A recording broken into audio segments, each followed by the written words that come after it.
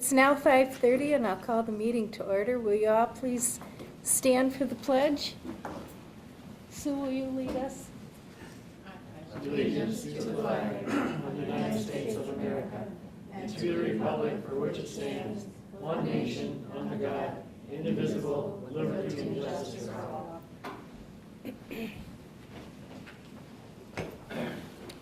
Eileen, will you please take the roll? Don Carline.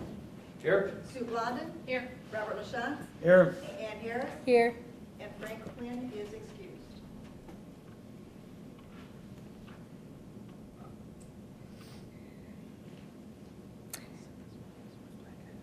Next we'll have the minutes. No, we won't have the minutes. Next, it's my honor to welcome Janice Sass, Circulation Department Head at Alice and Jack Wirt Library.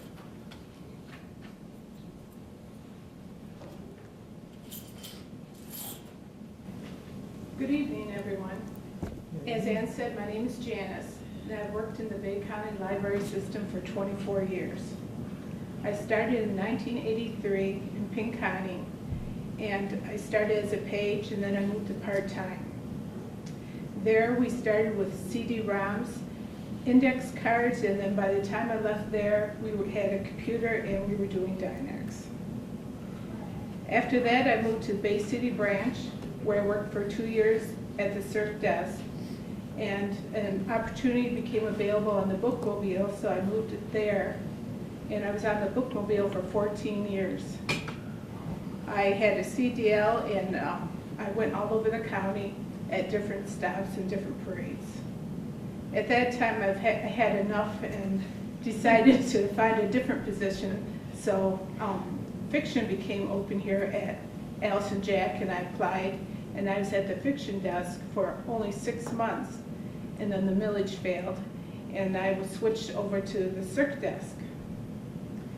After that, I also got switched over to the traveling group, which they called the OPs, because we went between Auburn and Pinconning during the week, and that was interesting because you always had different people all the time.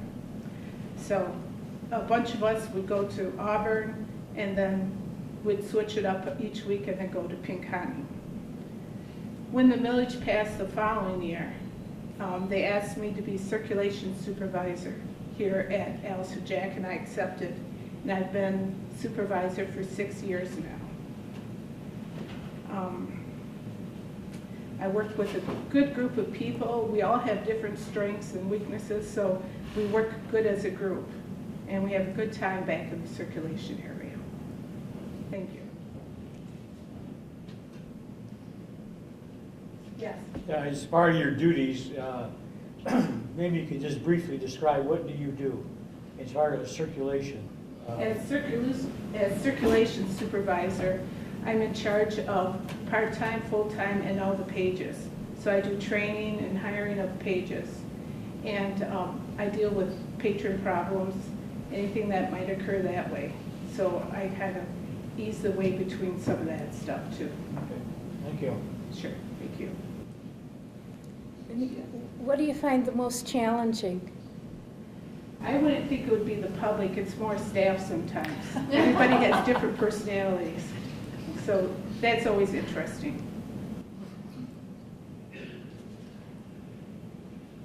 Thank you for your time. Thank you very much, Ann.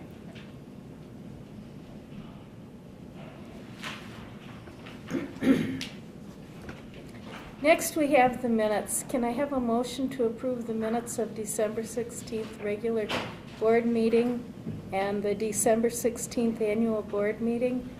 So moved. Is there a second? Second. Are there any additions, questions, deletions?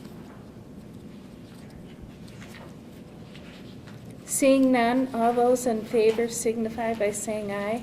Aye. Aye. Motion carried. Next, we have the bills payable. Is there a motion to approve?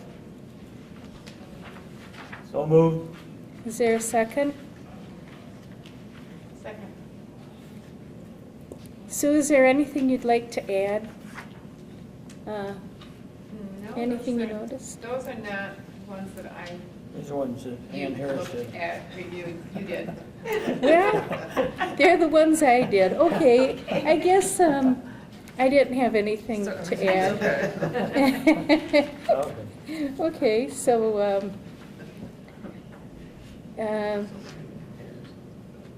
can we accept those? All in favor? Aye. Aye. Okay. Second? Motion carried. Question.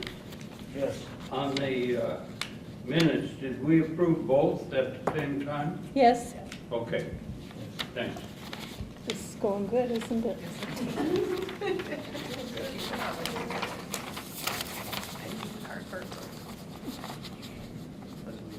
Next, we have the financial report and the penal fine report.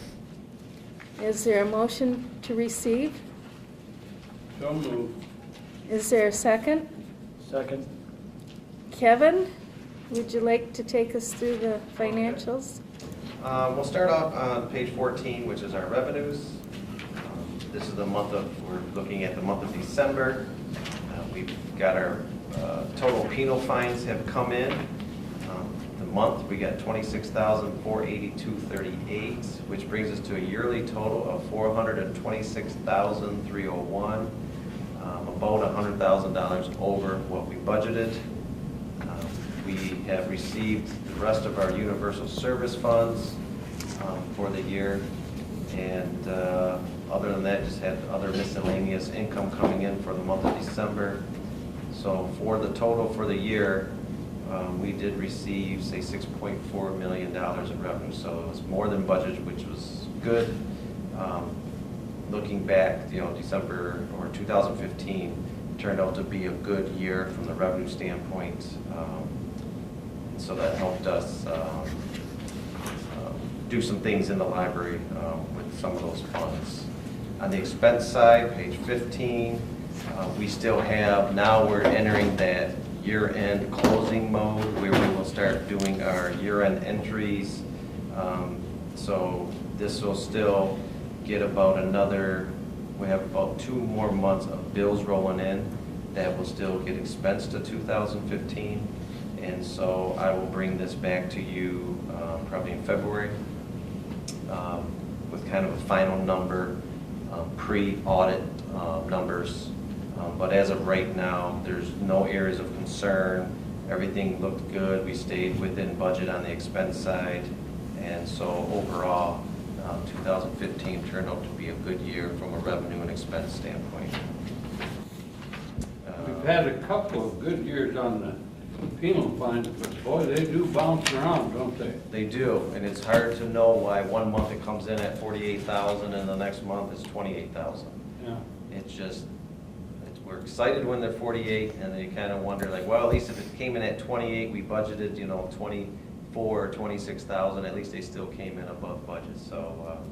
Wasn't all that many years ago when it was under 300. Yep, exactly. So that's why I stay conservative when it comes to budgeting penal fines, because I've been burned in the past where I'm thinking, oh, okay, they're gonna keep coming in at a higher level, and then they didn't. So we had to cut like $100,000 in revenue midway through the year, and that's hard to do, so. But again, 2015 turned out to be a good year, and we hope 2016 continues that trend. That's all I have, man. Any Okay. questions? Financial conservative is my preference. I don't have the budget for next year, but was it 27 per month you budgeted, or 28 for next year? We did up it by $2,000 a month, and what did we do here? So up to 29? 29. 29. We went to 29. So, All right. and we So you're finished. feeling pretty secure. Well, we, 2 times 12, 24,000, we came in over 100,000, so even if it dropped by 75,000, we should be right on target. Okay, So, thank you. because we are,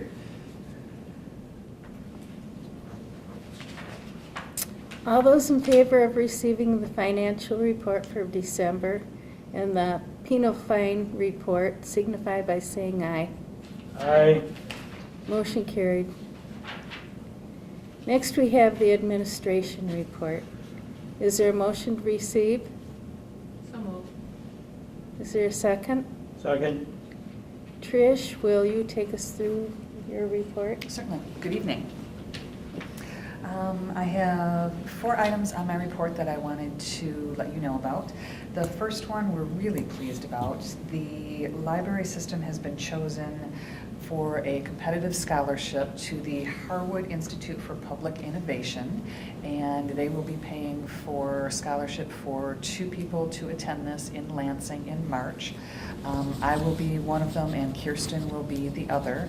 And the Institute is something that they're trying to show organizations how to turn outward and use the community as kind of a sounding board, and keeping your pulse on the community, knowing what's going on so you can better assist with anything that comes up or any other needs.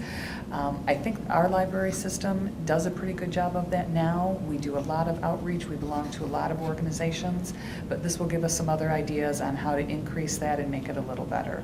And we were very pleased. There were 50 library systems that applied and 33 received scholarships. So we were really happy to get that, and I think it'll be some good training. After we do the training, I will do a report, obviously, and perhaps Kirsten might come and discuss what she learned as well. The second thing I have is our facilities manager, Scott McClellan, has been working with an organization to put all of our disaster planning information into an app that we can either access on our phones or via the web. So should something happen that we need the information on our electrical systems or water shutoffs or that sort of thing, all of the managing librarians, myself, Kevin, and Scott, have that information on the app on the phone so we can get at that immediately. And it actually has all of the phone numbers that we need to contact, and you can just push it and it'll contact them immediately.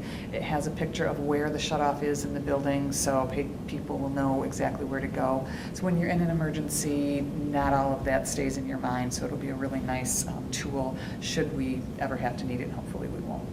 Is that a secure environment that this is kept on? You That have to- do have to log in. Okay. Yes, you have to have a login and a password. Good. And we do have the option to edit, but it's not something that anybody can go in and do. So relatively secure. I did want to mention in the packet, I think in the last page, we have some 3D printer guidelines that we included. We don't have a policy yet because I'd like to live with the guidelines for a little while as we start having the patrons come in and use the 3D printer. I know things will change and we'll want to tweak them a bit, so I just wanted to let you know that we do have guidelines in place for that. We're going to start letting patrons do printing on the 3D printer in March, and then as we live with those guidelines and see how we need to maneuver them, we'll bring them back as a policy in a couple of months. And then I also wanted to update you, one of the goals that we had over the past several months was to make sure that all of the branches had credit card capabilities. We started with WIRT, and Janice, actually, who was here earlier, did the training with WIRT and did a nice little pros and cons, tips and tricks sort of thing for the rest of the branches that helped immensely. And all of the branches are up and running on the credit card acceptance, so we're really happy with that as well. Any questions on anything in my report this evening? On the 3D printer, the people that want to print something will bring a plan that they bring in or get off a website that's... They will bring in a So- plan or an on a actual flash object to be drive. scanned. No, they'll bring in a plan on a flash drive, so they will actually be doing the coding, shall we say, and Okay. they'll bring that in and we'll print it out. We will also, Walt will be doing some sort of classes or just assisting people on that so they can do that a little better. But they have to bring it in themselves. We can't do the planning for them. Thank you. Mhm. Is there some sort of fee connected with the 3D printing? Mhm. There's going to be a nominal fee for that. It's $5 for 25 grams of filament or less, and then $10 for 25 to 50 grams of filament. And we're doing that basically on a cost recovery basis. We want to make it easy for people to use it and affordable, but we do want to recover at least the cost of the filament.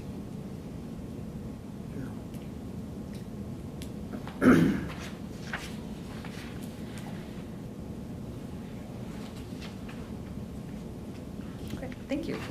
Okay. All those in favor of receiving the administration report signify by saying aye. Aye. Aye. Motion carried. This is open to the public, and I don't think there's Seeing none? anything. Well, not the public, but just, we need to add an agenda item under new business B, Oh, the contract amendment, our director's contract amendment, so we can, which I think everybody has a copy of, we can vote on that. And okay. We'll explain that. So if you want to put that in, thank you. Okay.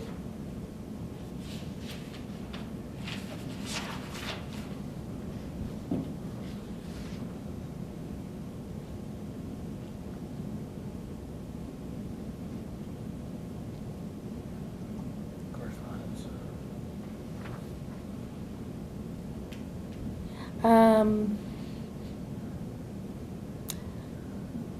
Okay, we will appoint our committees next year. How are we gonna do this? Correspondence. Correspondence. Well, we had a letter concerning fumes, and it reads, I was in the Pinconning Library Thursday, December 17th, 2015, and the exhaust fumes from cars entering the building was horrible. Please look into this matter immediately. Thank you. And it was written by Kenneth Fillmore.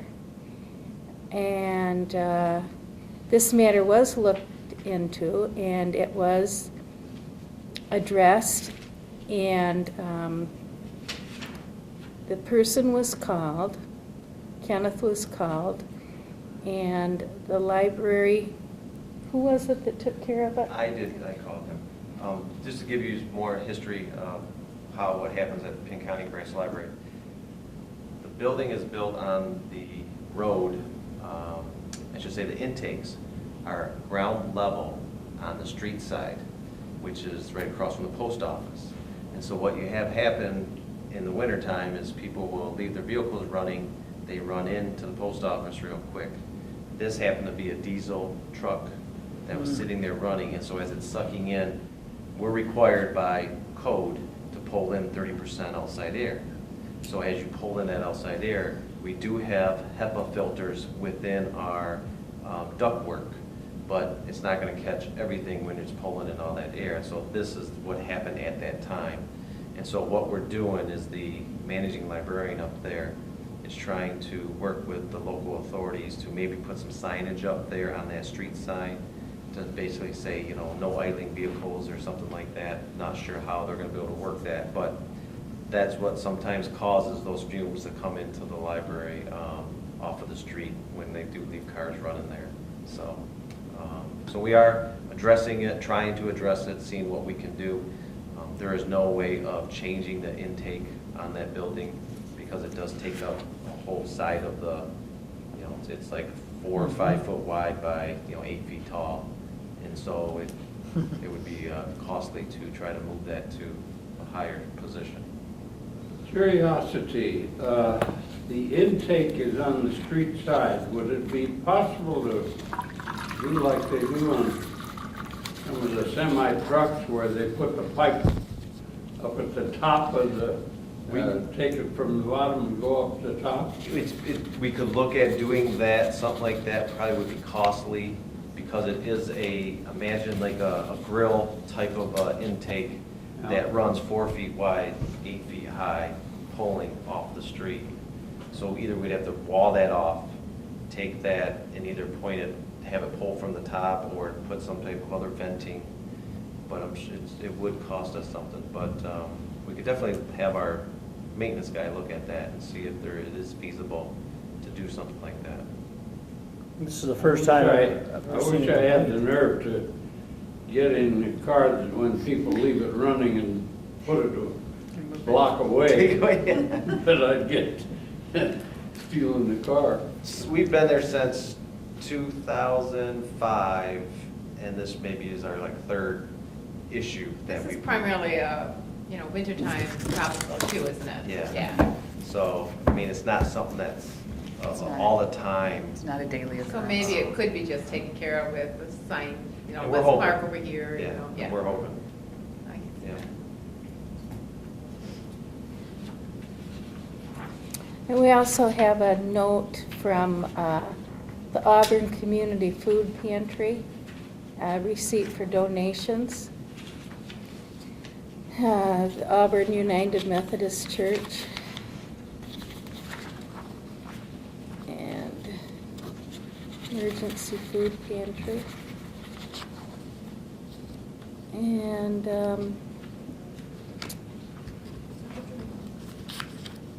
next we come to the committee reports, right? For the Finance Committee, is there anything to report? No? Is this where I announce who's going to be on it? No. Mac is in charge of that. I think he's absent tonight. I don't think they had another meeting yet. Did you come in? No. No, So that won't be, there's no Okay. report there. Okay. And the Personnel Committee? Is there anything Nothing to to report? report. Okay. And unfinished business? Do we have any? No. So we'll move on to new business.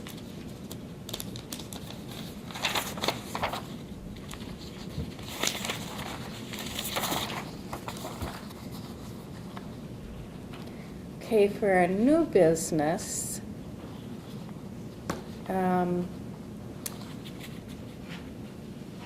I'd like to announce our committees for next year. And for personnel, we'll have Don Carlin in charge of personnel. And that's okay with you, Don, right? And Matt Quinn will be on personnel with you.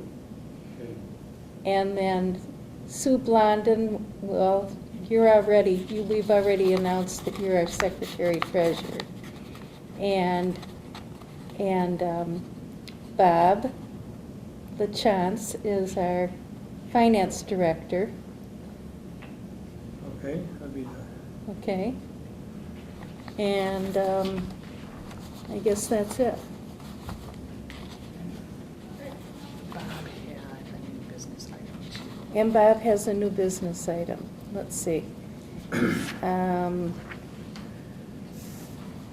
Bob has a new business item. if you want me to do this, since I'm the one that kind of initiated, I can do that. Okay. When we negotiated Trish's contract, Don and I, it was done, I think, in April or May of last year, and the way it was worded is our evaluation would occur on a year after her hire date. And that kind of went against our policy, as Mac pointed out to us in an email. So what we did is we decided, I contacted Trish and said, do you mind if we held your evaluation in June and had it ready for the July board meeting? And she said that no, she had no problem with it at all. So we instituted a letter you have in front of you, which is a kind of a amendment to the employment contract, which states that the evaluation of Trish will take place actually in June, which the Personnel Committee will be in charge of, and then we'll do the hearing or the going over the results at the July board meeting. And there was no problem. And so this is just to formalize, because it was a contract, what we had agreed to, and then the board will vote on that, and then it'll become the way we do it. Does anybody have any questions about that, why we're doing it? Okay. So now, Ann, we can go. Okay, let's see. Now, let's see. So we'll need a motion. Okay, for this. we need a motion. Is there a motion for this? I make a motion, we approve the amendment to the employment contract on the evaluations of Trish Burns. Second. Okay, and then just- Okay. Ask So- for discussion? Is there any discussion on this? So it's been moved and seconded and approved. We have to vote now. Oh, we have to vote now. Yeah. Okay, Yes, then it will be approved. okay, All in favor, say okay. aye. All in favor, say aye. Aye. Okay, All right, so motion now it's carries. been approved. Now it's adopted. All right. It's adopted. Okay, let's see. Open to the public again. Is there anyone who would like to speak? And there's no one here to speak. No one in the audience to speak. Okay, so, and our poet isn't here, so we won't have Poets Corner.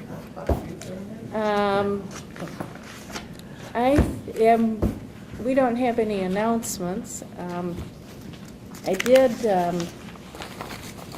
run this off for everybody. It has to do with passwords, so you all got a copy of that. And that's it. Could we have a motion to adjourn? So moved. Okay. All in favor? Aye. Okay. Motion carried. Good job.